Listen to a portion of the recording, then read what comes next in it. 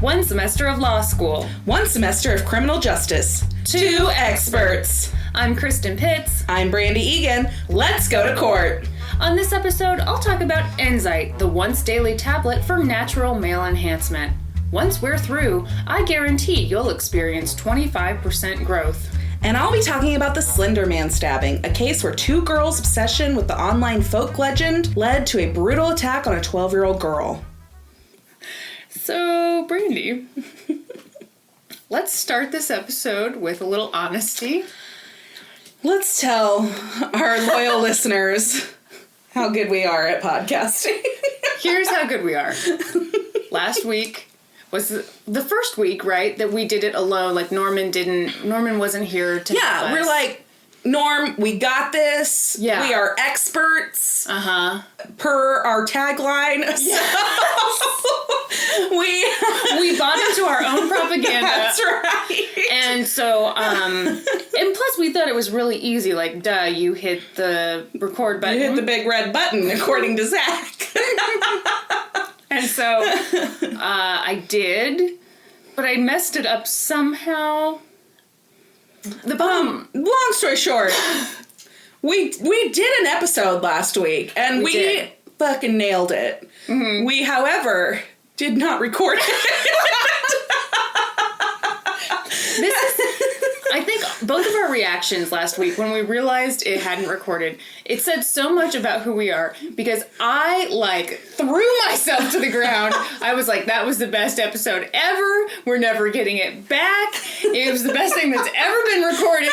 And you were like, well, okay, well, there's no sense in us getting upset. Yeah. We'll just have to re-record it. I was the 5-year-old and you were the mom. And so here we are. I don't know how weird this is going to sound, but we're going to just retell the stories. Yeah, we're just going to do it again. And it's going to be like we're hearing it from the first time. For the first time? I maybe just said from the first time. At least we're recording it. No worries. No worries there. Okay, here we go. Brandi, this story will shock you because you've never heard it before. I am hearing this for the very first time! So this is the story of the man behind Enzyte, the once daily tablet for natural male enhancement. I remember the Enzyte commercials very well. Okay, here's the thing.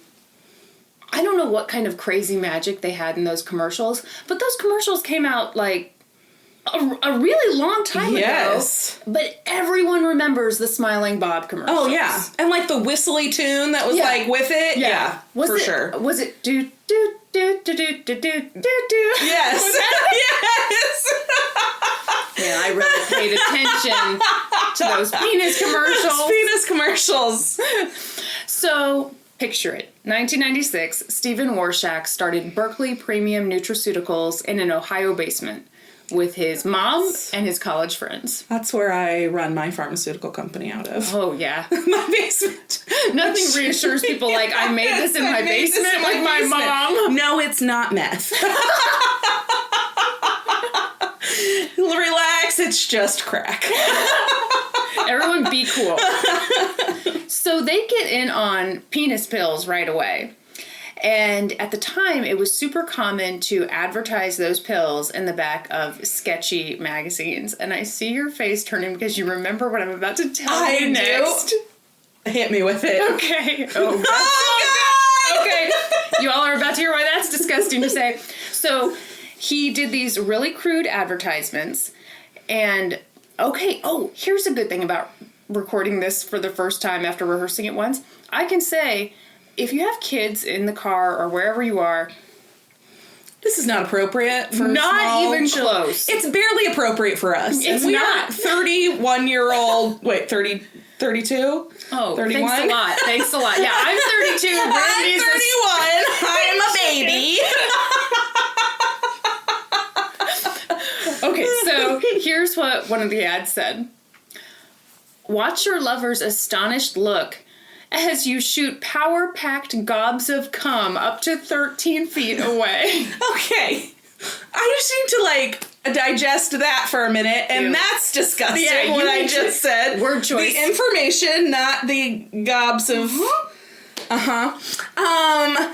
what world is this something that men are wanting to shoot gobs 13 feet across the room? And what woman? I mean, I think the word astonished is where they lose me. Horrified? Horrified. Duck and cover? Yes. Yeah, watch your lover duck and cover as you shoot power-packed gobs of cum. Absolutely. We could have really helped them. That's right. Unfortunately, we were in elementary school at the time. Yes. Another one they had was, it'll make you harder than Chinese arithmetic. Okay. So I'm just imagining, in most scenarios, I feel like these are things that a guy would go to the doctor for. Listen, doc. My dick is harder than Chinese arithmetic, and I'm shooting gobs of cum 13 feet across the room. Please help me. You're saying, why would anyone want these problems? Yeah. So that was how they advertised it. But then, 1998, Viagra hits the market. And people went crazy for it. I also recall that. You also recall going crazy for it? Yes, I lost my mind. I was like, get me that little blue pill. I was 12 in 1998. But you had a limp. Sorry, we are definitely cutting that. Yeah. Excuse me. So, around this time, Steven is inspired, and he decides, I'm going to class things up a bit. So, in 2001, he introduces Enzyte, and he hires Randy Spear, which is former porn star. You would think, with that last name, to direct a much classier ad campaign. So this is the campaign we were talking about. So this wonderful article in GQ went through a list of some of the Smiling Bob commercials. My favorite part of the article, even though it was great and well-researched, blah, blah, blah, best part's the headline. The headline is, The Rise and Fall of the Cincinnati Boner King. I mean, I was trying to become the Kansas City Boner King, so... You know what? No one's claimed that. Nobody has claimed that. I'm trademarking it right now. TM right Brandi now. Egan. Yes, stamped. So the first ad they have, Smiling Bob, you remember this, he's running through the airport, running through security, yes. And the voiceover says, Bob is not traveling as light as he used to. Okay, now, last week, you did not compliment me on my impression of the voiceover. It's amazing. Pretty good, amazing, right? yes. Thank you. Kristin fishes for compliments. I pretty much just demanded it there. Not even fishing. I wasn't like, so do you think I sound like the guy or no? So the other one, and this one is like seared into my mind.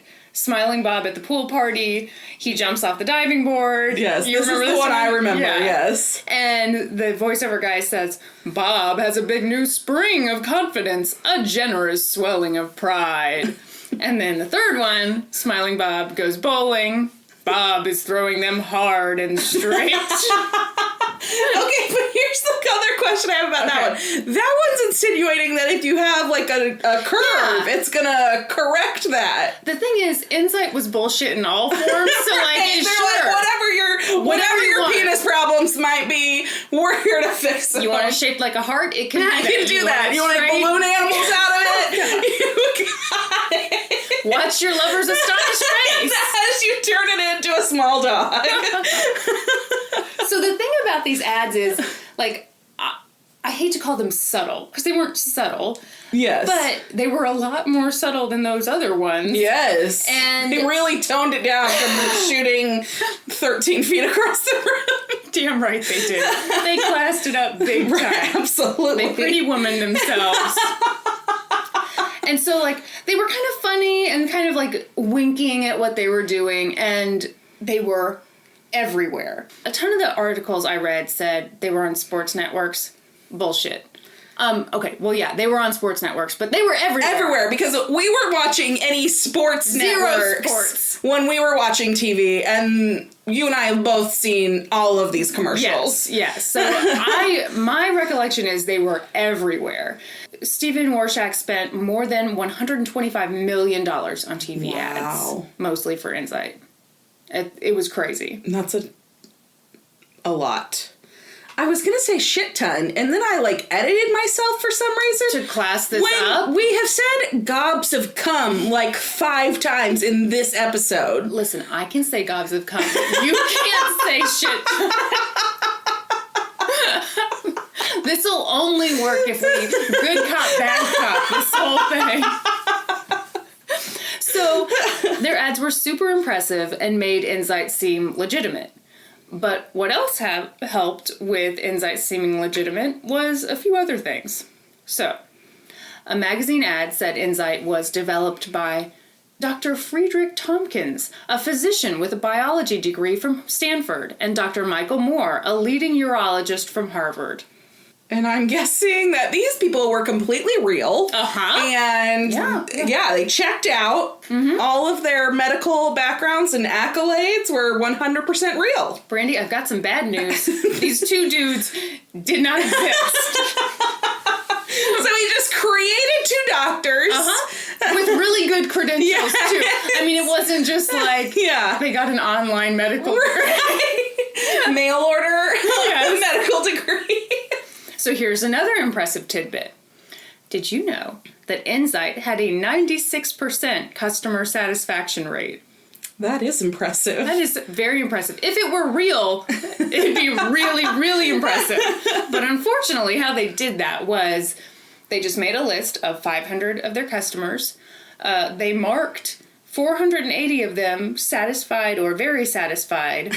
And that was their 96% satisfaction rate. They didn't ask anybody. They didn't do any kind of polling. Bullshit. Here's another impressive fact that's totally true, and you shouldn't doubt it at all. Okay.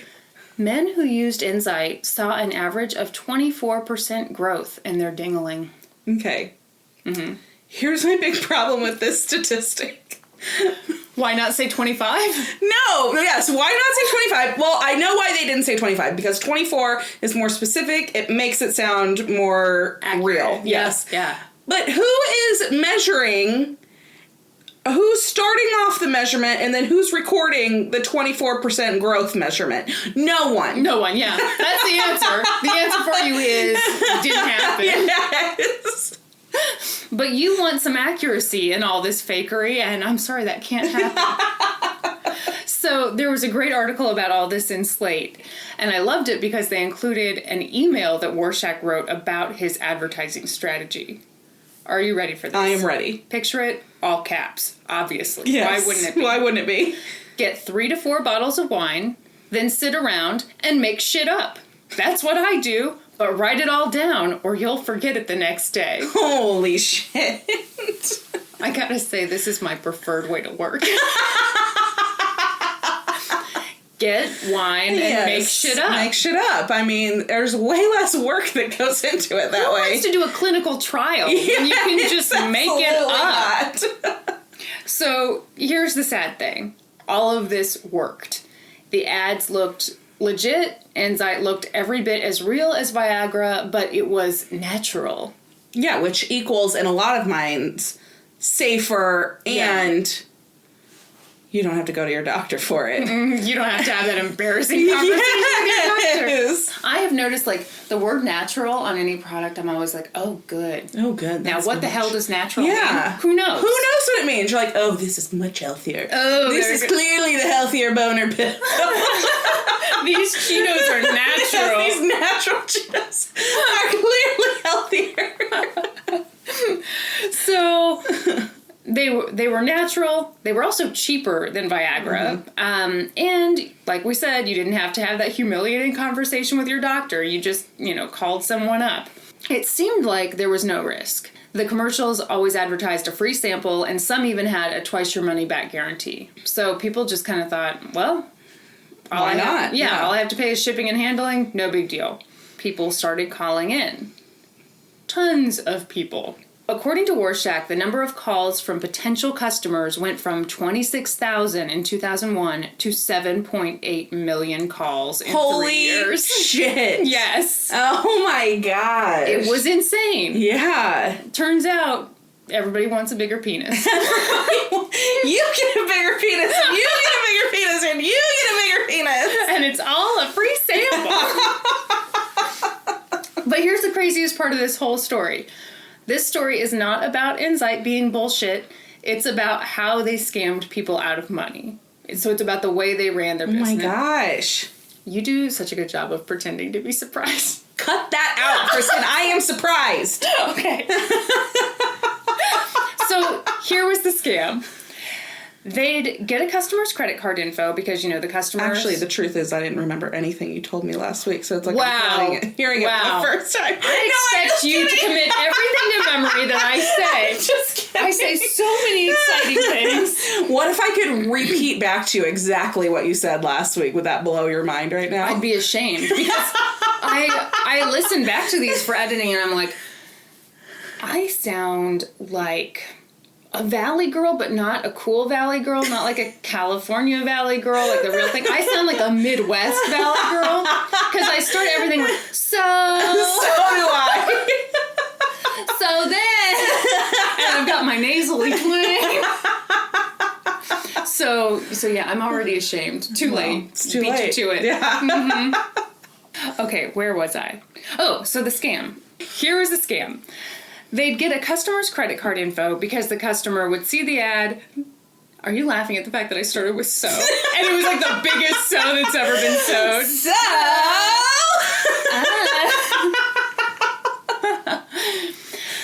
So they'd get the customer's credit card because the customer wanted the free sample. And they'd say, you know, okay, that's fine. You just have to pay for shipping and handling, but the product is free. People would be like, great. They'd hand over their credit card info. Here was the catch. They would set the customer up on a continuity plan. So that's one of those things where every month they bill you. It just renews, yeah. Which obviously is not illegal at all. What is illegal is when you put someone on a plan like that and you don't tell them. Yes, I can imagine there would be some legal issues around that. That's considered bad. Yes. And rude. Just darn rude. Charging you with rudeness. So the customer's credit card would get charged on a monthly basis whether they wanted it to be charged or not, whether they wanted the product or not. And it was really difficult to get off the continuity program. This is where it gets really fucked up. So for some people, you know, the customer service person would be like, okay, that's fine. You can get off Enzyte. We're just going to need a notarized note from your doctor saying that your penis has not grown. Nobody's going to get that. First of all, even if you wanted that, what doctor? Yeah. Like, okay, let me check my charts here. Yes, last prostate exam, I measured your penis. Let me remeasure it now. I've seen, well, it's not 24%. I've seen about an 8% growth, sir. Or are you just excited to see me? So, of course, nobody wanted to do that. Nobody did that. No! The other thing they did was they would say, oh, you know, obviously people would be fucking pissed when they called in. And so they'd be like, I want to talk to management or whatever. They'd be like, oh, yeah, that's fine. You can talk to our head of customer service, Michael Johnson. Michael Johnson, who, let's see, did not exist? You have noticed a theme here. And can we just talk about... They gave him the last name Johnson. I know. I feel fun. like they really should have kicked it up a notch, though, and named him, like, Richard Johnson. I think they should just named him, like, Penis. Let's not be subtle at all. Richard R. Penis will be taking all of these calls. Yeah, you just hang on the line for the definitely real head of customer service. So... It goes without saying, but tons of people start complaining. Yeah. They are livid, and calling Berkeley Nutraceuticals doesn't get them anywhere. So, since they were having such a tough time getting their money back, they started calling their credit card companies to get the charges removed. This creates an issue for our good pals, Berkeley Nutraceuticals. As a result of all this, Berkeley started getting a really bad chargeback ratio. And the definition of a chargeback is a demand by a credit card provider for a retailer to make good the loss on a fraudulent or disputed transaction. So credit card companies hate these. I assume because they're annoying to deal with. And the fact that they had to do so many of them put Berkeley Nutraceuticals' ability to even accept credit cards at risk. Oh, wow. So that would have just completely crippled their company. Absolutely. That's their whole business plan. Yeah. They have to get your credit card Yeah. so they can put you on the continuity program. Yeah. Like, if they can't do any of that, then they're fucked. Then they're just a little penis company. So they start to kind of realize, all right, we've got to do something here, because their continuity program is their lifeblood. So they get creative. And by that I mean shittier. So there's an article in Slate that explains exactly what they were doing. So I'm just going to read to you from it. It says, Berkeley went frantic in its attempt to keep the chargeback ratio low. The company double-dinged on charges, splitting transactions into two parts. One for product, one for shipping, billing each separately. By 2003, it was triple-dinging charges to make the volume of good transactions appear higher. If Berkeley thought its chargeback ratio was too poor in any given month, employees would bill Warshak's personal credit cards with a host of $1 transactions until his credit card limits were reached. Warshak would then be reimbursed by the company. Holy shit. Oh, it gets better. So when even more good transactions were needed, Berkeley simply plucked random customers from its database, charged their credit cards, then immediately refunded the money. In April 2002, for instance, 2,482 customer credit cards were billed $19.95 each, after which the charges were reversed. If people called to complain, Berkeley blamed a computer glitch. Holy shit. Yeah. Yeah, sorry about that, ma'am. We had a computer glitch. We've already reversed the charge. You'll see that back on your card in 3 to 5 business days. Yeah, you would have been great in the call center. And people would be like, oh, okay. Oh, okay. That makes sense. You would never suspect. I mean, no. Yeah. I would never suspect that a company which I thought was, on the up and up was... Yeah, doing that. No. I can't believe crazy. You didn't try to turn that into a pun. On the up and up. That is the one thing I noticed, like, in all these articles, like, there was these journalists. They were having some fun with puns. They were having fun.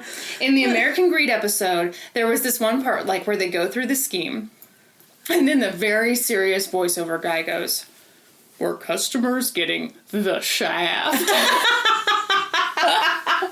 But he didn't say it all jokey. It was like they gave him the script, and he was like, I'm not doing this. I'm not going to put that little inflection on there. And what else? I feel like there was one other one where, like, oh, well. No. Well. The shaft is enough. The shaft. The shaft is plenty. God. Okay, so this was huge. The Better Business Bureau got thousands of complaints about Berkeley.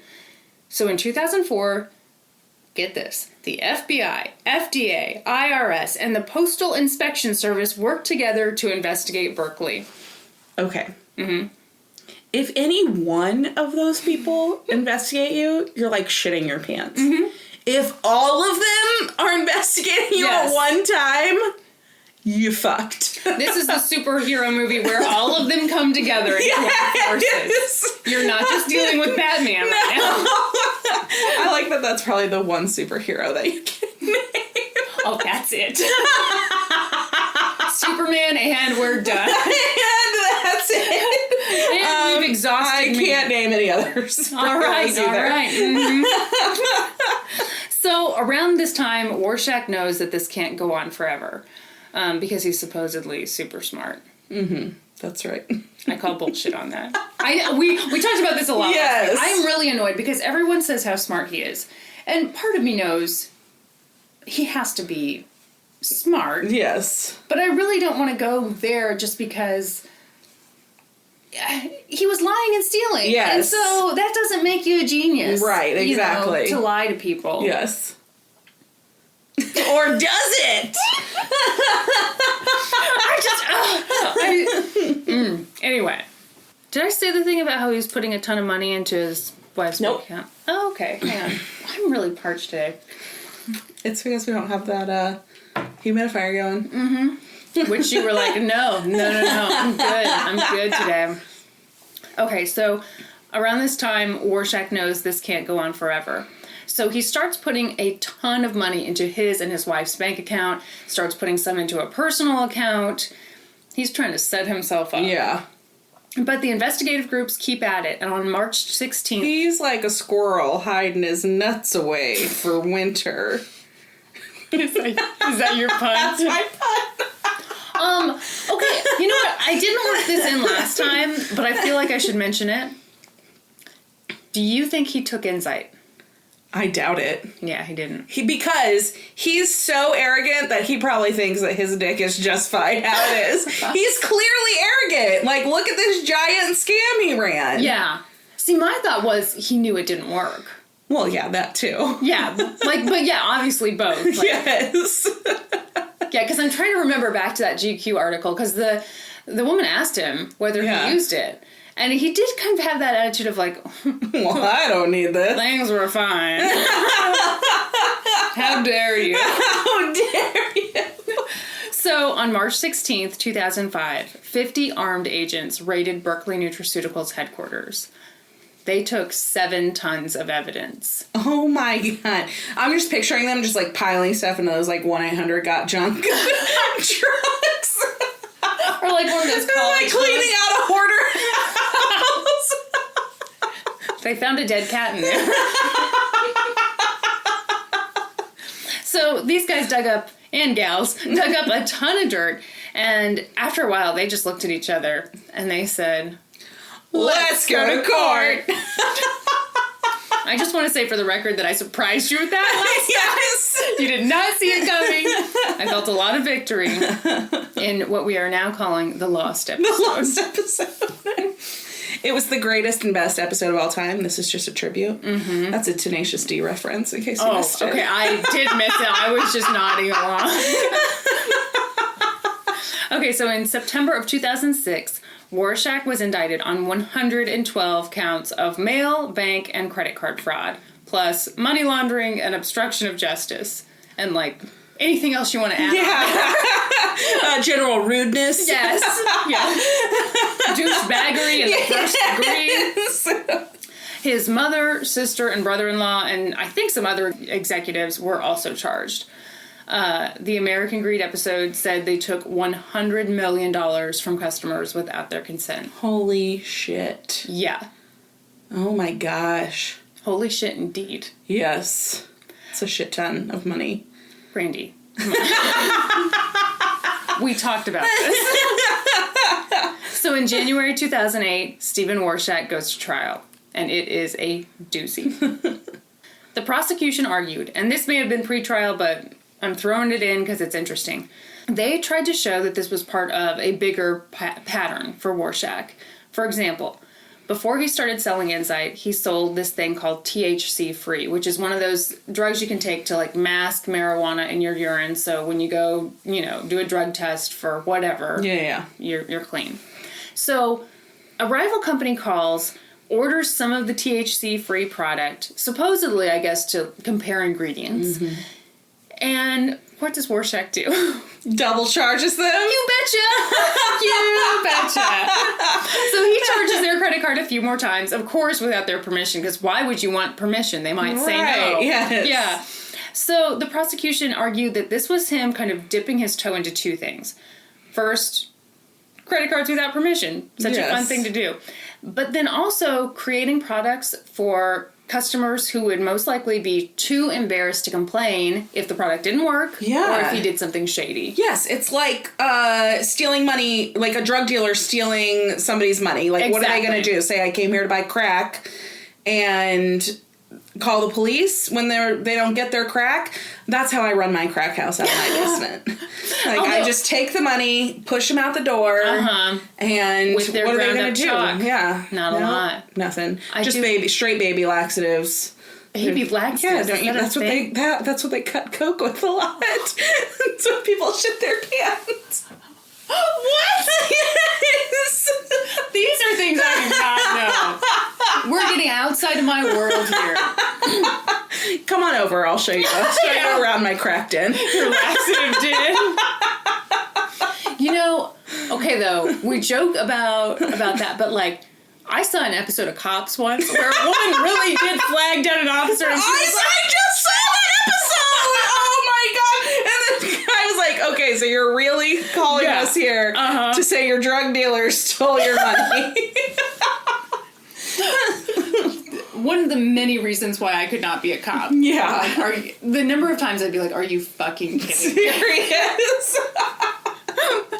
Okay. So the prosecution really hit home that Warshak was a predator.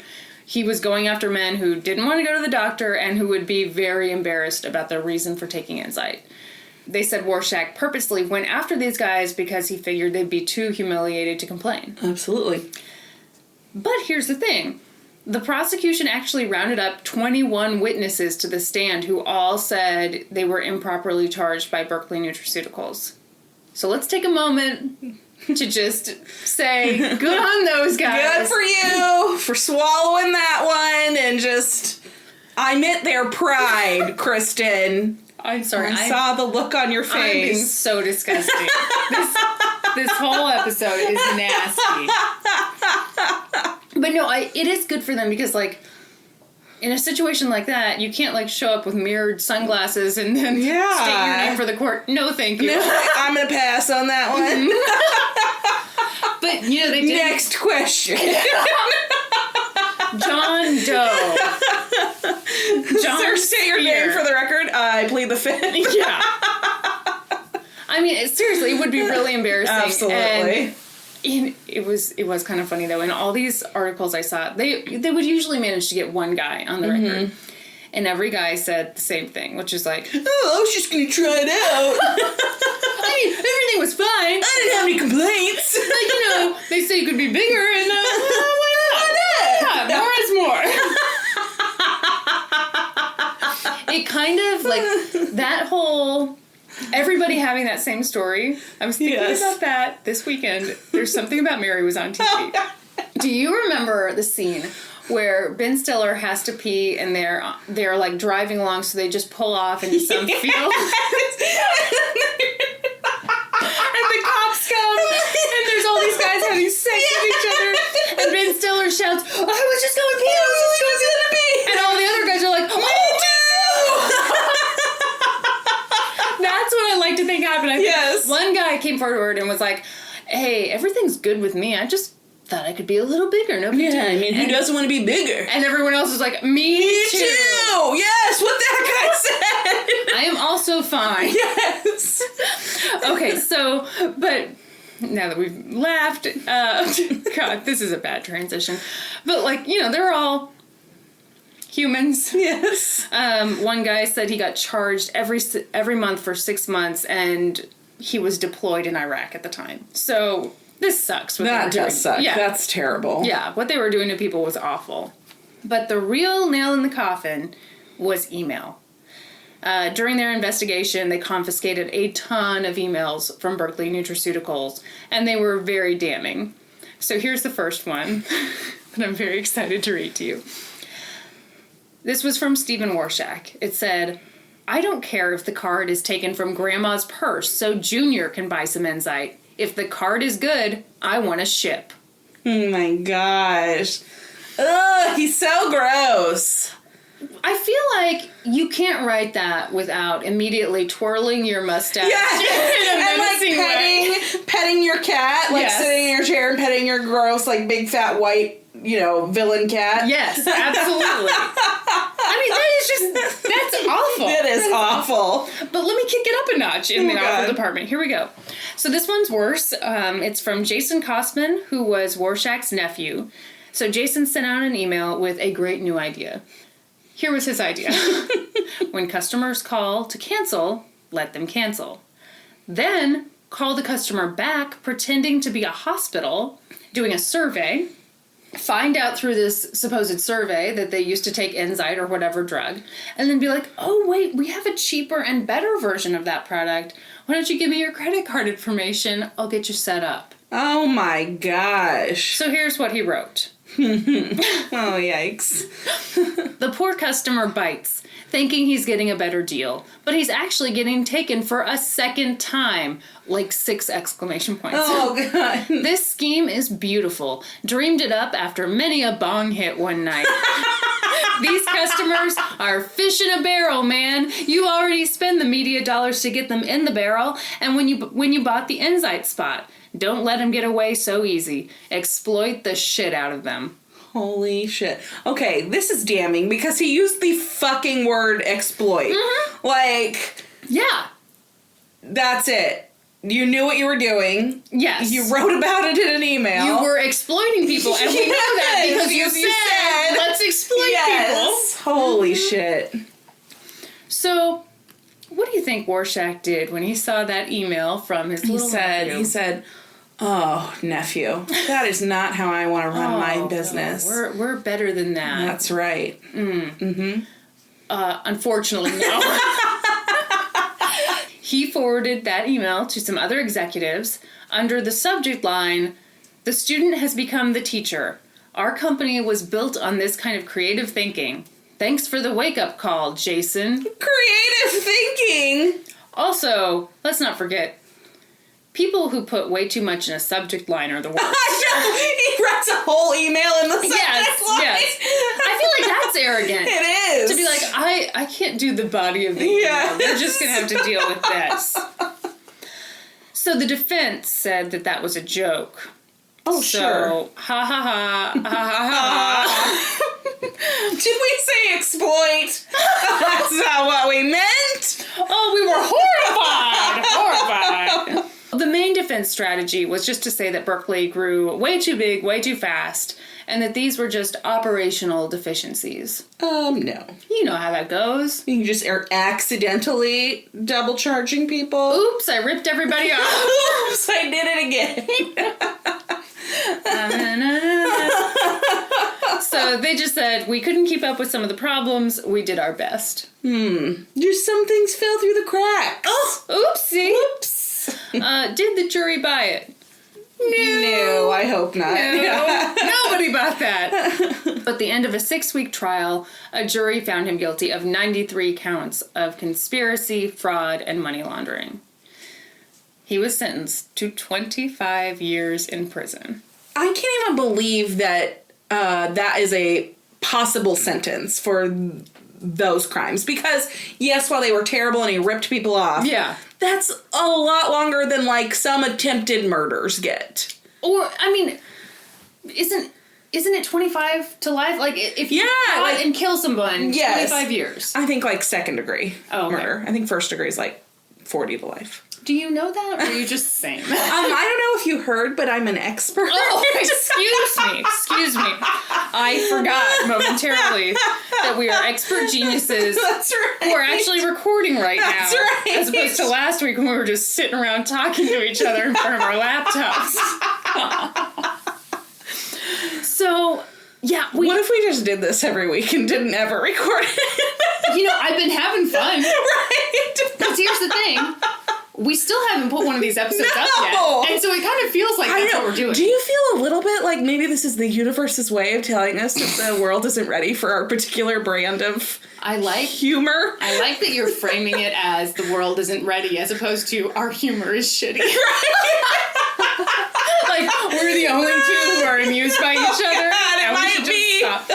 We'll find out soon enough. Stay tuned, folks. If it's crickets forever, yes. And then, like, maybe our parents being like, could you not say boners? Maybe could you not say gobs of cum, please? And I'd be like, don't tell me what to do. I'm 32 years old. I'm going to scratch your mom. Kristin, what does that mean? My mom will be very disappointed by this whole endeavor. Hey, if there's one thing that Sherry Pitts has taught me, it is never plead the fifth. Never plead the fifth. Remember, she wanted us to use that as our tagline. Oh my god. Yeah, and we were like, why? It doesn't make sense. But she was adamant. She loved it. Here's the thing, though. And it's a shame because here I am making fun of her for this, but confidence in a bad idea, that sums me up. Like, no, but this is an excellent idea. Really? Really. We should all have No, let me tell you again, because clearly you're not understanding it. The problem is you. Not the idea. Yes. But yeah, so we talked about this last time of like 25 years in prison. I mean, I don't like this guy. Yeah, I don't like him either, but that does seem... And the other thing is... on the high side. They took a ton of money from people, but they took about like $100 to $200 per person. Per person, so nobody went bankrupt. Nobody's life was ruined. But right. It was just being bad to a whole bunch of people. Yes. Okay, but... Oh, wait, let me finish with what else he was sentenced to. He had to surrender $459 million and another $44 million for money laundering. Berkeley Nutraceuticals filed for bankruptcy. I wouldn't have to file for bankruptcy. Yeah, you'd be like... I mean, I might have to sell my summer home, but... that's sure. it. You'd be fine. Just fine. But no, I did want to talk to you about something here, because you brought up something at the end of our last episode where we were just sitting around with no recording. Yes. But you brought up, like, usually in these cases where... customers are being ripped off over some pill, it's targeted at women. Yeah, so this is what's really interesting to me about this, is because, like, I feel like this whole thing has happened before, just, it's been through diet pills that, you know, they tell you, they're amazing, they work. Turns out it's just speed and people are having heart attacks. Yeah. But those things are directed specifically at women. This was a way to do that same marketing at the other half of the demographic. Yeah. Now we hit up the men. So that's the part to me that's like, maybe he is a little bit smart. Because maybe nobody else saw this hole in the market. Nobody was scamming these men. Maybe. But, and this is where Norman always accuses me of having a tinfoil hat on a number of things. So I know that I could be way, way off. But for like the past week, I've been thinking about how you mentioned that usually this stuff is directed at women. And if I were a smarter person, I might have looked up those cases and seen like what the sentence was. Yeah. But part of me wondered, do you think that played a role in why he was sentenced to 25 years? Because, like, he was going after men, and maybe that judge had kind of an emotional reaction? I could see that argument, yeah. And by that, you mean I'm totally right? No, that's not... I don't believe that's what I said. Let's check the tape. Yeah. Actually, we're not recording, so you can't. You're just going to have to remember. So, yeah, I could definitely see that side of it. Like, oh, so now you're targeting men. I'm a man. Like, this isn't going to fly. I just wonder, like, when it feels personal. Yeah. Yeah. Because I feel like if I were a judge and a whole bunch of women had been ripped off, like, that'd be hard for me to not feel like, well, that could have been me. Yeah. Not that we're saying that this judge had any problems. Right. We are not speculating on the size of this judge's manhood. Jesus. Speaking of which, at the sentencing, U.S. District Judge S. Arthur Spiegel said Stephen Warshak was blinded by his arrogance, greed, and his ability to exploit others. Yeah. True. Sounds about right. Uh-huh. Agreed. In the GQ interview, which took place when he was in prison, he said, and this is like the best quote. Okay. I get it. We're all tired of poor customer service, but I'm the only one spending my life in prison over it. No. Like, fuck you. This is not about customer service.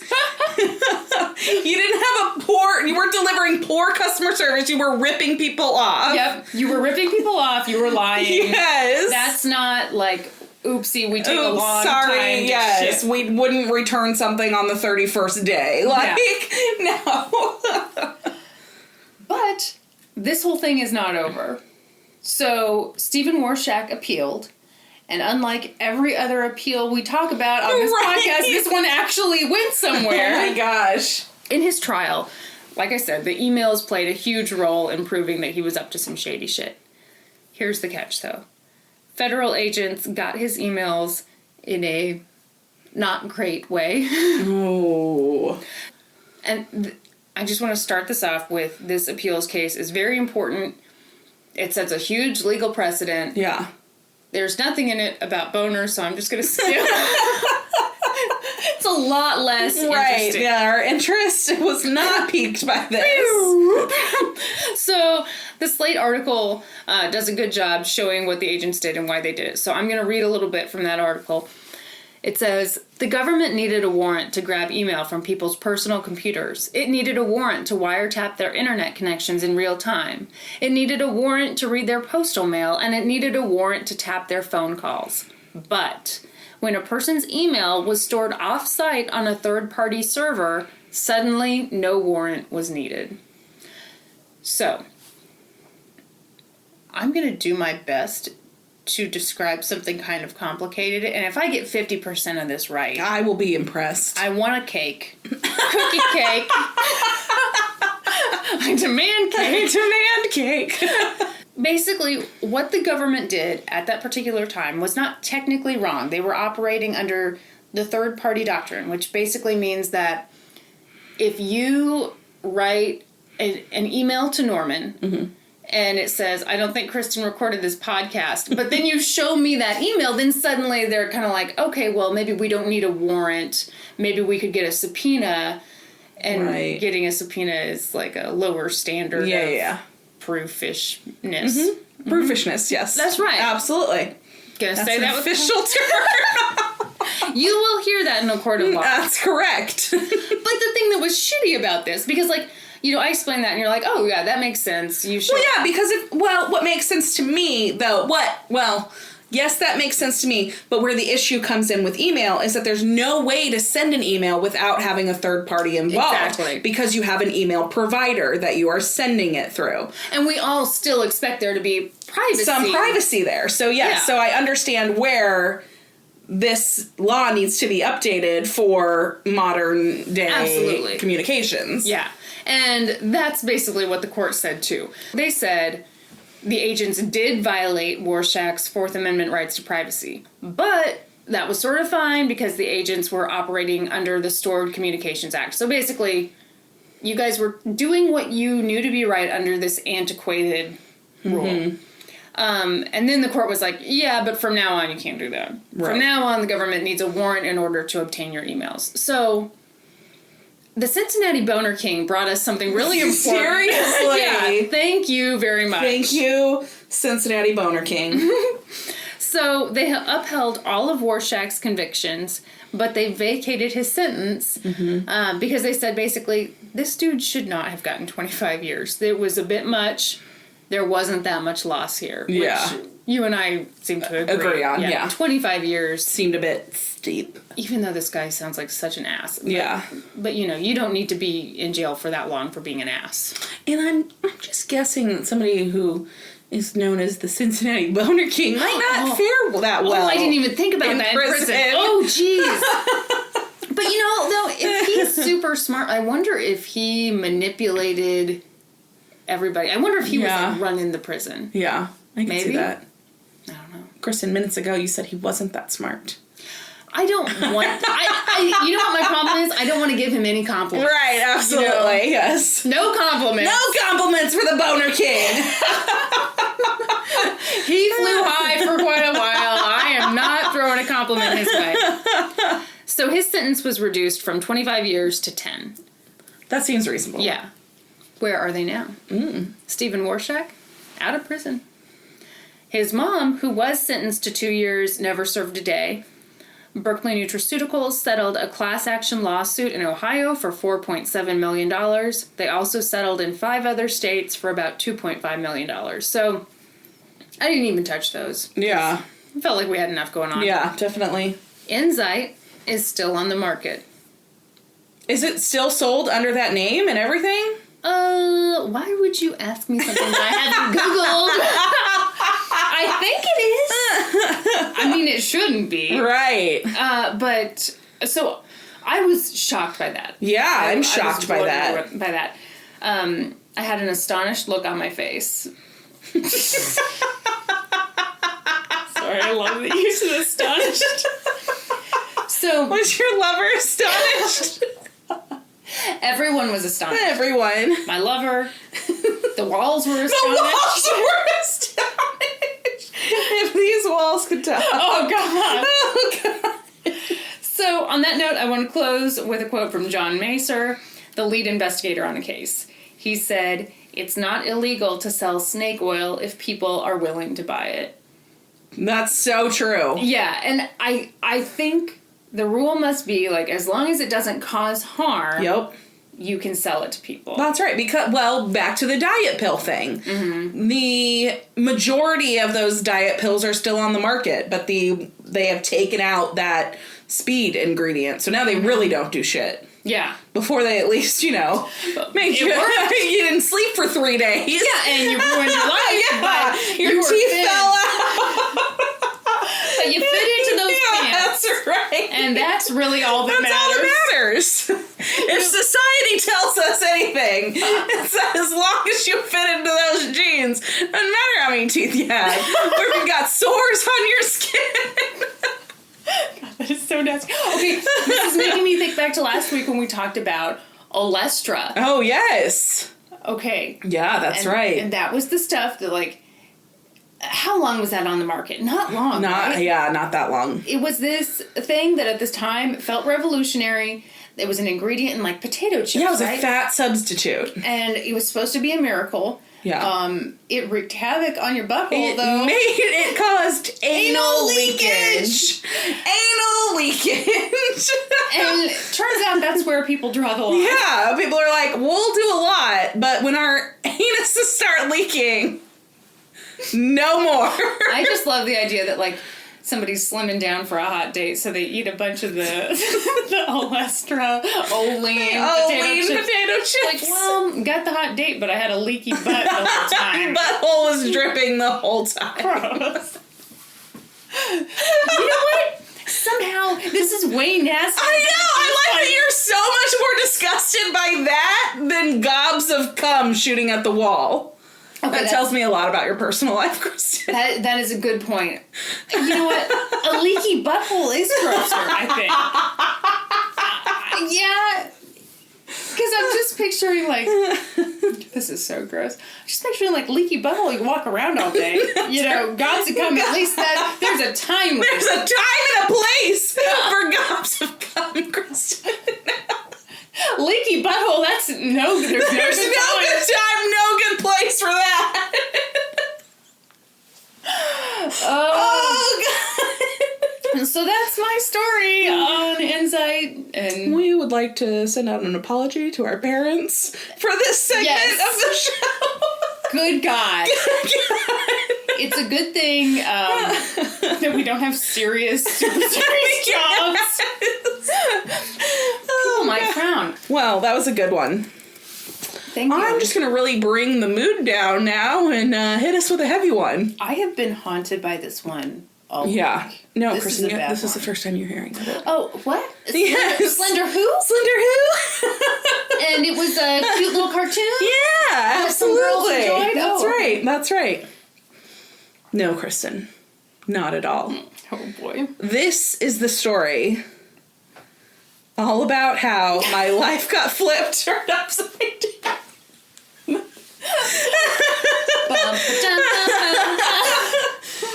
Serious time. Serious business, Kristin. Okay, in West Philadelphia. I'm sorry, we are about to talk about something horrible. This is how we make it better. This is how we make ourselves feel better about it. We have to bring in the Fresh Prince. This whole thing is church giggles. Did you ever get church giggles? Oh, yes, absolutely. Yeah, yes. Bad stuff. I was about to make a disgusting joke, but I'm going to pass on it. Really? It's going to be an inappropriate, priest joke, so. Ew. Like a molestation joke? Yeah. Oh, my God. Kristin, I didn't make it! You don't get to judge me! I censored it! I filtered it out! I'm just glad that, like, we've said all this crazy terrible stuff, but you're like, no. No, not touching it. I will not. I will not. Not on Ash Wednesday. Oh, it is, isn't it? I appreciate that. Okay, this is the story of modern-day folklore come to life. It is also the story of mental illness and friendship gone wrong. I'm so sorry. Why are you laughing? Why did you just, make your water bottle, water bottle fart while I'm getting so serious here. That was like the noisiest drink from the water bottle. My ring smashed up against the bottle, and then I went... I'm sorry. Ma'am, I didn't do any of that during yours. I know, you were so well behaved. Anyway, there's a great Newsweek article by Abigail Jones on this case and another by Lauren Efron and Kelly Robinson for ABC News, where I pulled most of the stuff for this story. We'll link both of them on our website, of course. Okay. On May 31st, 2014, two 12-year-old girls, Anissa Weir and Morgan Geyser, lured their friend Payton Leutner, also 12, into the woods of Waukesha, Wisconsin, under the guise of playing hide and seek. I hate this. Ugh. I hate this story so much. So once they get into the woods, they push Payton down, and they tell her to lay face down, and they'll hide, and then she'll be the seeker. Oh my God. And so she's laying down, and then one of the girls, like, sits on her. And she's like, I can't breathe. And the two girls are arguing about who's going to stab her first. So they decide that they've taken her into those woods to stab her. So they're arguing about who's going to do it. And Peyton's laying there with her face down on the ground. She's like, I can't breathe. And so the girls, they get off of her, and they're kind of, like, arguing over who's finally going to do it. And she's probably just standing there. Yeah, like what the fuck's going on? About? Yes. Yeah. Finally, Morgan Geyser says, I'm not going to do it until you tell me to. And Weir replies, go ballistic, go crazy, do it now. Mm-hmm. And so with that, they start stabbing her. They stab Payton 19 times. Oh, God. They pierce her liver, pancreas, and stomach, and missed an artery near her heart by less than 1 millimeter. That's insane. The girls would later tell police that Payton had screamed and yelled, I hate you, I trusted you, during the attack, which is just, like, heartbreaking. These are girls that were her best friends. Like, ugh. When they were finished, they told Payton to lay down and be quiet, and they would go get help. Except they didn't go for help. Mm-hmm. They left her there to die. Payton, though, she was not going to let herself die there. She dragged her injured body out of the woods to a nearby ditch on the side of the road. And she's 12. She's 12. She has 19 stab wounds to her body, including one right next to her heart, a stab wound through her diaphragm, so she can barely breathe. Mm-hmm. Crawls her way out of the woods to this patch of grass next to a bicycle path on the side of the road. She's laying there. This bicyclist comes along. He's an older man. I don't know. I would say early 50s maybe. He had been out riding his bike, and the part of the path that she was laying next to was actually, like, chained off. And he decided he wanted to go further into the woods. And so he rode around the chain and rode back. And he hears someone say, help me, I've been stabbed. And he looks over and he sees this girl laying there. And so he calls police, and he's like, stay still. Police are coming. Police get there. And they ask her. He was on that path. No kidding. He's on a part of the path that's closed. Mm-hmm. And comes across her. Police get there, and they say, who did this to you? Mm-hmm. And she says, my best friend. Oh, my God. Ugh. So paramedics get on the scene. They rush her to surgery. Doctors had to crack open her chest to repair the wounds near her heart, through her diaphragm, and to her liver. The rest of her wounds were to her extremities, so they were really just flesh wounds. Mm-hmm. I mean, that doesn't make it okay. They were still, I'm sure, horribly painful. I would be freaking the hell out. If I just had one flesh wound, I would have lost my fucking mind. I go nuts over paper cuts. That's right. I can't imagine. Absolutely. So she's in surgery for 6 hours. Chest cracked open. Doctors said that if the stab wound near her heart had been less than 1 millimeter closer, so that is the width of a human hair. God. She would have died. It would have pierced her heart. Oh my God. Ugh. She gets out of surgery. She's like, a fucking fighter, and miraculously, she recovers. Mm-hmm. When she gets out of surgery, the first thing she asks as she's waking up is, did they get them? She is on it. I mean, yes. Yeah, she's awesome. Yes. Morgan and Anissa had, in fact, been arrested. Police and local agencies had conducted a massive search for the girls while Payton was in surgery. They found the girls after nearly 4 hours walking along Interstate 94. On them was a kitchen knife with a 5-inch blade hidden inside an old purse. They told police they were on their way to find Slender Man to live with him in his mansion. So who is Slender Man? According to Wikipedia, Slender Man is a fictional supernatural character that originated as a creepypasta internet meme created by Eric Knudsen in June of 2009 for a Photoshop contest on the Something Awful internet forum. Okay, so this contest challenged people to edit regular photographs to make them appear paranormal. Mm-hmm. So Knudsen entered 2 black and white photos of groups of children, to which he added a tall, thin, wraith-like figure wearing a black suit lurking in the background. So in this picture, this Slender Man is just like this impossibly tall creature. He's got these like very exaggerated, long, skinny limbs. Yeah. Wearing a suit, but he has no face. He's just like blurry where his face should be. So after you told me about this, I looked them up. Yeah. They're really creepy. Fucking creepy. Yeah. Yes. What do you mean after I told you about this, Kristin? I mean, I'm hearing about this for the first time. Please go into more detail. No idea what's going on.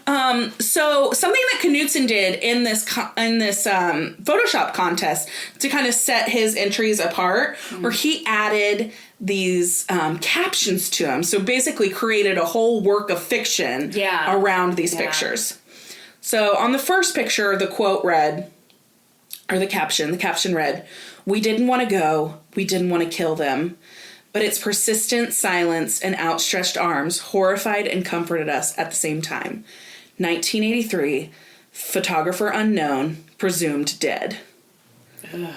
Right? That Just is creepy. Really it's creepy. So creepy. The second one read, "One of 2 recovered photographs from the Sterling City Library blaze, notable for being taken the day which 14 children vanished and for what is referred to as the Slender Man. Deformities cited as film defects by officials. Fire at library occurred 1 week later. Actual photograph confiscated as evidence. 1986. Photographer Mary Thomas missing since June 13th, 1986. Which, worth noting, the day after my birthday. Like the day I was born. Also, might be the Olsen twins' birthday. Might be, or might be. Like this has been a source of great pride for you might your have been entire life. born on June 13th, 1986. Did you feel a special relationship with them? I did, because we were just Full House? 1 day apart. Mm-hmm. Yeah. Mm-hmm. Yep. Do you remember when... Oh, sorry. Oh, no, continue, please. No, this is really stupid. I'm ready for it. Do you remember when one of the twins, I think it was Mary-Kate, went through her hobo chic phase in 2005? I think she's still in that phase. Oh, well, I remember when it was new, and I was like, yes! Yes! And I tried to imitate it, but the thing is, You just look like a hobo. Yeah, exactly. Yeah. You have to have millions of dollars to do the chic part. Absolutely. I was just... Just a hobo. Yeah. Poor No, you just couldn't pull off that stick and handkerchief. That's right. I felt good about it. You smudged makeup all over your chin. Lots of bronzer. Yes. It was expensive bronzer, but people can't tell. These photos and their corresponding captions quickly went viral, and a modern-day folklore was born. People expanded on the tale of Slender Man, creating fan art, cosplay, and fan fiction known as creepypasta. These stories grew at an exponential rate. Soon, a past dating back centuries was created for Slender Man. People claim to sightings of him. And a major motion picture was even developed. It actually comes out later this year.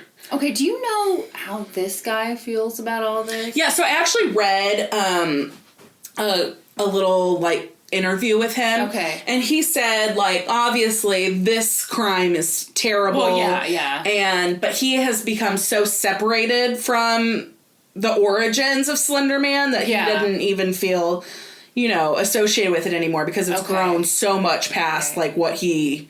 Yeah, for him, it was just probably a few hours. Yeah, absolutely. Yeah, and then it has just grown. I mean, there's all of these different versions of what Slender Man does, and, somehow he lures children away, but no, there's different, versions of what he does with those children, and gross. And so, I mean, it's scary. Yeah. It was these creepypasta stories and drawings that drew the attention of Morgan and Anissa. According to Payton's mother, Stacy Leutner, Morgan and Payton were best friends and very close. They spent all day together, then they'd come home and talk on the phone for hours, and if they weren't on the phone, they were messaging online. Payton's father, Joe, thought this was a normal preteen friendship, but Stacy worried that Morgan was controlling. So I kind of side with Joe here because I think this is very much like what you and I did. We were friends at this age, and it's very much what you and I did. Are you trying to say we're normal? No, I mean, we were friends at school, and then we'd come home and talk on the phone, or instant messenger, or whatever. And there seemed to be no limit to how long we could talk. No. I mean, I remember we would sit on the phone and watch the Ricky Lake show. I remember that so well. Yeah, and Ginny Jones, right? Yes. She always had, like, my 13-year-old daughter dresses too sexy. And we always had opinions about it. Absolutely. Her name should have been Shanasty, not Shanae. Do you remember that? I remember that. That was a Jerry Springer episode. Yes. And it was, your name shouldn't be Shanae. It should be Shanasty. And the audience lost their minds. Yes. It's such a good burn. Okay, so Stacy is worried that Morgan is controlling. She says that Morgan and Payton would often get into these little arguments, and that it would really upset Payton. Morgan would say something, and it would upset Payton. And so she would encourage Payton to send Morgan an email saying, you said this, or, but this is how I feel about it, and I don't like that you made me feel this way, and whatever. But Payton wouldn't do this. Payton would just be like, oh, it's nothing, it'll go, I'm just not going to say anything about it, it'll go away. Yeah. And Stacy didn't like that her daughter was kind of passive about it. She kind of felt like she was maybe, getting, run over a little bit. And so she wanted to make sure her daughter was standing up for herself. But it was just not the way Payton handled things. She didn't want to do that. Yeah. So their friendship progressed. And in the 6th grade, another girl entered the picture. Anissa Weir was Morgan's other best friend. Though she and Payton weren't close, they of course had Morgan in common. So Morgan and Payton were best friends. Morgan and Anissa were best friends. So the three of them would hang out fairly regularly. No room for a third person. It's got to be 2 or 5. 2, that's right. Yeah, that's exactly right. Anissa and Morgan, though, shared a bond different than just friendship. They shared an obsession with Slender Man. Payton told her mom that Anissa and Morgan talked about Slender Man constantly. Morgan even sent Payton links to different stories that she wanted her to read. But according to her mom, Payton was scared by them. She didn't have any interest in them. She just found them scary. Me too. And was like, I don't want to see this stuff. So Stacy told her daughter to ask Morgan to stop sending these stories. And then she went online with her to look at the stories in an effort to kind of dispel her fears. So Stacy says, let's go online. Let's look at these things. So she said, we opened up the computer one night and sat and looked at the site together. And I said, Payton, let's just read one of these. And you tell me, does this sound like this could possibly be real? And she said, Payton said, no, Morgan knows he's real. And so Stacy said Payton eventually stopped talking about Slender Man, so she assumed that she'd told Morgan she wasn't interested, or that their interest had kind of faded, and, it was just something that kind of went away. She was wrong. Yeah. By this time, according to police reports, Morgan and Anissa had begun to plot Payton's murder. Oh, God. They decided that they would invite Payton over for a sleepover for Morgan's birthday. And then at 2 a.m., they planned to duct tape her mouth, stab her in the neck, and then run away so they didn't have to look at her in the eyes. Oh, my God. So they invited her to this birthday party like a month in advance. So, like, these girls were planning this for a while. Oh. Payton asked her mom if she could go to Morgan's birthday party, spend the night at her house. And she said, well, who else is going to be there? And she said, it's just going to be me and Morgan and Anissa. And so her mom was like, yes, absolutely, you can do that. They'd had sleepovers before, you know, whatever. On the day of the party, Payton is ecstatic. She's, like, jumping with joy and squealing, and she's packed her bags, and she packed her American Girl doll. Like, this to me is so, just makes such a statement about where Payton was in her mind. She thought she was going to a fucking sleepover with her friends and going to play dolls. Yeah. And her friends are fucking plotting her murder. They want to stab her in the neck. Yes. It's fucking terrible. Yeah. So, for Morgan's birthday, they go to Skateland. They skate the night away, and then they go back to Morgan's house. They eat pizza, and they have a sleepover. When it came time to carry out the plan, 2 o'clock in the morning, Morgan said she had second thoughts and decided they'd give Payton one more day to live. Oh, my God. It was the following morning that they led her into the woods. So the following morning, they get up. They decide that they're going to go to the bathroom. This is what Morgan and Anissa decide. They're going to go to the bathroom at this park near where they live because it has a drain in the floor. And so they're going to murder her in the bathroom, and then the blood will just drain away. And so they get to the park. Three of them go into the bathroom, and I just can't even imagine where Payton's mind must be, like, during all of this is going on, because Morgan and Anissa have one idea of what's going on, and Payton has no fucking clue what's happening. So they get to this bathroom, and, like, Morgan and Anissa are arguing back and forth about who's going to do it and whatever. And Morgan has what she would later describe as, like, a full-on breakdown. She's decided she can't go through with it. She doesn't know how she can do it. And she decides she's not going to do it. And that's when they come up with the idea to play the hide-and-seek. They're going to get into the woods. It'll be easier in the woods for whatever reason. And so then they go into the woods, and they do it. They stab her. 19 times, as I've said. I can't imagine any of it from any of their perspectives. Like, yeah, you're skating around, you're having pizza, and then at the back of your mind, you're like, oh, I'm gonna murder my friend. Yeah. I don't get it. I don't either. So, I need to stop fucking saying so many times. I beat you, so, like, don't worry about it. If people complain, they'll start with me.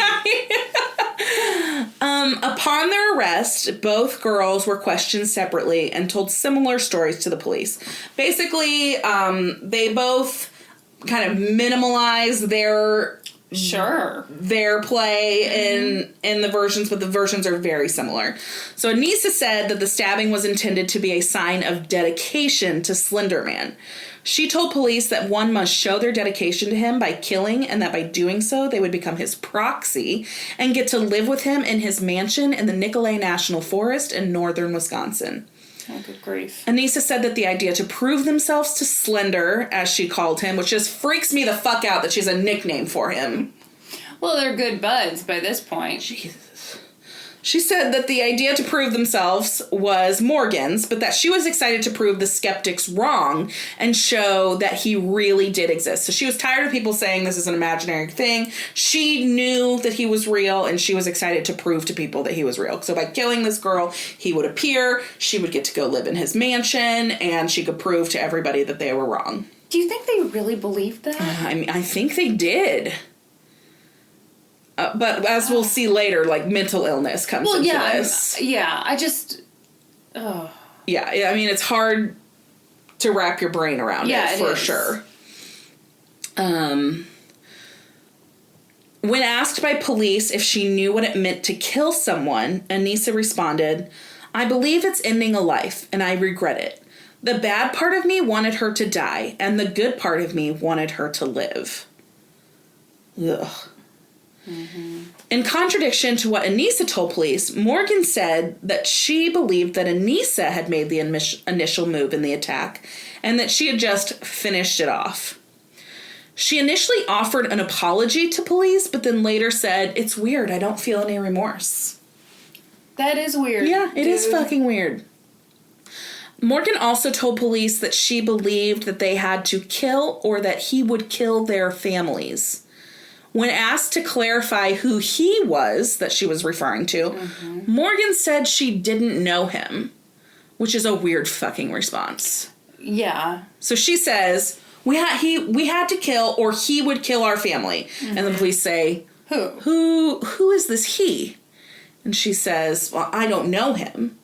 So then police question her directly about Slender Man, and she said she'd never met him, but that he watches her and can read minds and teleport. Oh, God. She also told police that what she did was probably wrong, and asked if it is illegal to stab someone in self-defense. They asked her if that was the case here, and she said no. It's funny to me that she was smart enough to go down that road, but then when they ask her, they're like, okay, is that the case? And she's like, no, I was just curious. Like, just in case this happens to a friend. Right, yeah, asking for a friend. Like, both girls, this part's really interesting. Both girls were charged as adults with attempted murder. So in Wisconsin, it is state law that defendants who are at least 10 years of age and are charged with a severe crime must be charged as adults. I'm unsure. I think that's a weird law. I'm wondering where that originates from, because how can you have a hard and fast rule? Like, 10 is so young. Yeah, I do not like this at all. Yeah, not at all. I was thinking about this, even though this is definitely the first time I'm hearing this. Yes. But no, I was thinking, I understand some leeway if someone is 17 and a half and they commit a heinous crime. Yes. It's like, okay, if, in a few months you'd be charged as an adult, you premeditated this, all this stuff, you're going to be charged as an adult. 12, you're nowhere near that. No, you're nowhere near it. Yeah. And it almost makes me wonder, why even have different... What's the word I'm looking for? Laws. Different setups for children. Laws. All right, that's enough. But you know what I mean? Like, I do. Why even bother? I'm not sure. Yeah. Because that's such a young age to be like, oh, well, 10's where we fucking draw the line. Yeah. I know. Like, well, is this an outdated law? Was this made, in the child labor years? Like, that's what I'm wondering. Right. That really is what I'm wondering. If it was just on the books for so long and now it's one of those things that no one's bothered to change. Yeah, exactly. The district attorney, Brad Schimmel, said of the case, most of the time in crime like this, with such violence like this, there's spur of the moment, there's the heat of passion. This time, it was calculated. It's troubling when someone lashes out in anger. It's more troubling when they lash out in cold blood. Isn't that the worst kind of killer? The cold-blooded killer? Yes. Yes, it fucking is. Yes. I mean, I think that's what I was freaking out about the idea of going to Skate World and having pizza and all this stuff, and and you're just totally cold. You're just thinking, well, she'll be dead in a few hours. Right? Yeah. So per state Wisconsin law, they're charged as adults. The prosecutor says, we fully expect them to fight this. We fully expect them to try and get this lowered to juvenile court, and we welcome that fight. Like, bring it on. Oof. Okay. Questions still remained about the girls' mental state and their understanding of the crimes of which they were accused. The court would spend hearing after hearing over the next 3 years making a determination on those factors. Okay, so this part gets a little bit confusing because there were so much of this time was spent fighting over which court would hear this case, if it would go to juvenile court or to adult court. And a lot of these court records are redacted because if it went to juvenile court, their names wouldn't be released. Yeah. So a lot of this is kind of reported as one lawyer said, and so it's kind of hard to know whose lawyer's fighting what, but I did my best to kind of lay it out for us. And then the other thing that was kind of interesting about this, when they first reported on this case, it was obviously being fought about whether they were going to be brought to trial in juvenile court or adult court. Right. And so the initial footage of this stuff, the pictures were just of the girls' feet and like arms and stuff. They kept their faces out of it completely. Yeah. And so looking back on those pictures, I encourage you to like go online and look at that. It's weird. It's just, it gives it like a whole nother creepy feel to it. Like the girls don't have shoes on and some of the, why don't they're in the courthouse and don't have shoes on. I don't know. Huh. Yeah. Okay. All right, so in August of 2014, Morgan was ruled incompetent to stand trial due to early onset schizophrenia and oppositional defiance disorder. So that is super young for schizophrenia. Her father was diagnosed with schizophrenia, but schizophrenia, first of all, is most common in men. Mm-hmm. And then it usually comes on like in the like 18 to 22 age range. Like, and isn't it usually later in women? Yes, yeah, women, yes, specifically when it is present in women, it's usually later in their lives, yes. So for her to be diagnosed with schizophrenia at 12 years old it's pretty crazy. Yeah. At that time, she was remanded to the Winnebago Mental Health Institute, which, contrary to what the name might have you believe, is not an RV down by the river, Kristin. I am so glad you revived that joke for this week. I hated it last week. And it's back, baby. After receiving treatment and medication for her schizophrenia, Morgan, along with Anissa, was reevaluated by court-appointed psychiatrists, and in December of 2014, both were deemed competent to stand trial. Mm. Then, in February of 2015, a lawyer for one of the girls argued that they should actually be charged with second-degree attempted murder rather than first-degree, because they believed that harm would come to their families if they did not kill Payton. He also argued that this meant the case should go down to juvenile court because it was a less severe charge. Mm. So he says, they were doing this because they thought that if they didn't do this, Slender Man would come and kill their families. Mm-hmm. And now, so since it is second degree, that's a less severe charge, so that should bring it down to juvenile court. In March of 2015, after carefully reviewing the laws, statements, and evidence, the judge ruled that he would keep the charges of first-degree murder and that both girls would be tried in adult court. In August of that year, the judge entered not guilty pleas on behalf of both girls as their lawyers refused to enter their pleas. So this is pretty crazy to me, but basically both lawyers are pissed. Mm-hmm. And so they are like, no, we're not going to fucking enter pleas for them because we're thinking about appealing because that's fucking bullshit that you say it should be in adult court. I like that. Right? Yeah, I really like that. Yes. So the judge listens to their arguments, and in September, he stays the case so that the state appeals court could determine if the case should move to juvenile court. So he's like, I understand what you're saying. I want to make sure that we're following everything as we're supposed to the letter. So yeah, let's put a pin on this. Let's let the appeals court hear it. So I mean, now we're up to, by the time the appeals court rules, it's July of 2016. That's so not good. At one point, like, people are kind of, arguing that this has taken way too long. It's stretched out so much. And the judge is like, yes, I get your argument. But at this point, time is irrelevant. We really need to make sure that we're doing everything in the best interest of all parties. So if this is how long it takes to make sure that all of the rules and all the laws are followed, this is the time it takes. I don't like that. I feel like that's... You always have to make sure that you're doing the right... You always have to check off all those boxes, but at the same time, we all have a right to a timely, speedy trial. Absolutely. Okay, so it's July of 2016. The appeals court rules that the stabbing was not incidental or impulsive, but premeditated and extremely violent, so that it will stay in adult court with a charge of first-degree murder. First-degree attempted murder. While awaiting the appeal court's decision, Morgan had actually been sent again to the Winnebago Mental Health Institute for a period of 4 months to stabilize her mental health. So during all of this time, the girls, both of them, were actually in and out of a mental institute. Because what would happen with Morgan specifically, she would be in the mental institute, she would be taking her medication, she was being heavily monitored, she was getting the treatment that she needed, and then as soon as she got out, she'd stop taking her medicine. Why? And so she'd just regress. Yeah. For whatever reason. So when they weren't in the mental health institute, they were in a juvenile detention center. And so when she was in there, she wasn't, taking her medication. She wasn't doing any of that. And so she just kept regressing back. And same thing with Anissa.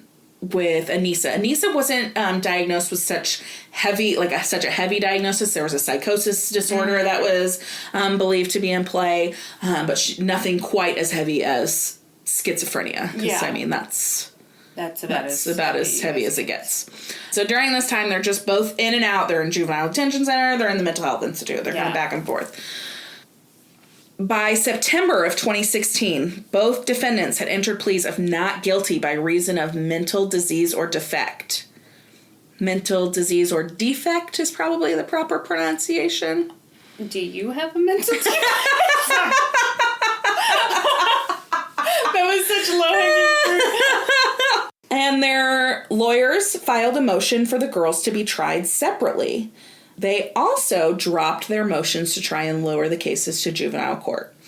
So at this time, they're basically like, okay, fine, we'll stop trying to get it lowered to juvenile court. We can try them as adults, but they need to be tried separately. Yeah. And the prosecution didn't argue against it, actually. They're like, yes, you're right. This is better for everybody involved. We'll try them separately.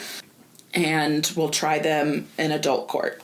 In December of 2016, the judge ruled that, yes, he agreed as well. They were they should be tried separately. The separate trials were scheduled for September and October of 2017. So a full almost year away. 9 months, 10 months away. As the trial date neared for Anissa Weir, she entered a guilty plea where she agreed that she was a guilty party to an attempted murder but was not responsible by reason of insanity. In December of 2017, she was sentenced to up to 25 years in a state mental hospital. Under an agreement with the prosecution, she will have to serve a minimum of 3 additional years. So on top of what she's served in there already during this whole process, she will have to serve an additional 3 years in the Mental Health Institute and then will remain under state supervision for the rest of her sentence. So after 3 years, so that's the minimum that she'll serve. After 3 years, she'll be reevaluated and it'll be determined, does she need to spend more time here? Can she go under conditional release? Under conditional release, she'll have regular, treatment, and it's much like a parole situation where she's to check in, with state officials and whatever. At her sentencing hearing, she offered this apology. I want everyone to know I deeply regret everything that happened that day. I know that nothing I say is going to make this right, and nothing I say is going to fix what I broke. I am never going to let this happen again. She will be 37 at the end of her supervisory period. How do you feel about that? I mean, the first thing that comes to mind is it's just a reminder of how young she was when this whole thing started. Because I hear 37 and I'm like, wow, that's pretty young. But at the same time, I mean, they're putting her away for a while. Oh, yeah, absolutely. So then, in September of 2017, Morgan entered the same plea. She pleaded guilty, but was found not responsible by reason of insanity. As part of a plea agreement with the prosecution, she underwent extensive psychiatric evaluation to determine her sentence. So she entered this plea in September. Over the next several months, she was actually underwent multiple psychiatric evaluations. And then on February 1st, 2018, so just, a couple weeks ago, she was sentenced to 40 years in a state mental hospital, which is the maximum allowed by law. So it's not a hard 40. She basically could receive conditional release prior to completing those 40 years, but it would be under heavy supervision. And there's no minimum. So, like, basically, she's in this mental institute until they say, for either 40 years or until they say, okay, you're good. You're good. She will likely serve the majority of that sentence. Yeah. At her sentencing, Morgan spoke briefly saying, I just want to let Bella and her family know that I am sorry and I hope she's doing well. Okay, so this is my fucking problem with this statement. Bella is a nickname she had for Payton. You tried to fucking murder me? You don't get to use a nickname. Agreed. We are not on a nickname basis anymore. You can call me by my first, middle, and last name only. You do not get to call me. Yeah, you do not get to call me a fucking nickname. No. That's absolutely not. Yeah. Morgan will be 55 years old at the completion of her sentence. Wow. So, I think it's worth noting here that I think Payton's a fucking rock star. Yes. She, like, pulled herself out of that woods. She wasn't going to let her die. And her mom has said, that this is something that she still very much deals with on a daily basis. She doesn't trust anyone. She can't go to sleep at night unless she checks all the doors and all the windows and make sure that they're locked. And I think that she will have trust issues for the rest of her life. Yes, while she has physically recovered, this will fuck with her head for the rest of her life. And I just think that she is a rock star for fighting. I don't know that I could have done the same thing. Okay, yeah, what is wrong with us? Because you and I both last week agreed. Yeah. I really feel like anytime I watch a scary movie or I see something horrible, I think there would be a point where I'd be like, you know what? I'm done. I'm out. Absolutely. I'm just going to lay here. This is horrible. Mm-hmm. I would like to hope I'd be like her, but I don't think. I'm not sure that I would be. She's amazing. I think she's super amazing. Rockstar Payton. Yeah. For sure. Wow. That was pretty heavy. Slightly heavier than mine. Slightly. Just slightly. A little more serious than mine. Zach pitched an idea to me. Okay. He would like us to do a segment called Shit My Husband Said, where he submits a wonderful tale. Uh-huh. And we would have that sponsored by Puma so that he could get free socks. Because my husband likes disposable socks. Disposable socks? They do not exist, Kristin, in case you're wondering what that is. He wants to wear a brand new pair of socks one time and then never wear it again. What kind of luxurious life is he hoping for? He says they just never fit your foot right after the first wear. My goodness. Your husband's kind of a diva. He is a diva. And he specifically likes Puma socks. Sponsored by Kristin Sneezes. Kristin Sneezes. When you want to be showered with bacteria. And now for a note about our process. I read a bunch of stuff, then regurgitate it all back up in my very limited vocabulary. And I copy and paste from the best sources on the web, and sometimes Wikipedia. So we owe a huge thank you to the real experts. For this episode, I got a lot of great info from a GQ article by Amy Wallace, an article on Slate.com from Nate Anderson, and an episode of American Greed. And I pulled from a Newsweek article by Abigail Jones and an article by Lauren Efron and Kelly Robinson for ABC News. For a full list of our sources, visit lgtcpodcast.com. Any errors are, of course, ours. Please don't take our word for it, though. Go read their stuff. Journalism is a fucking dying art. Get your asses out there and read that shit. And pay for it. That's right. Podcast adjourned.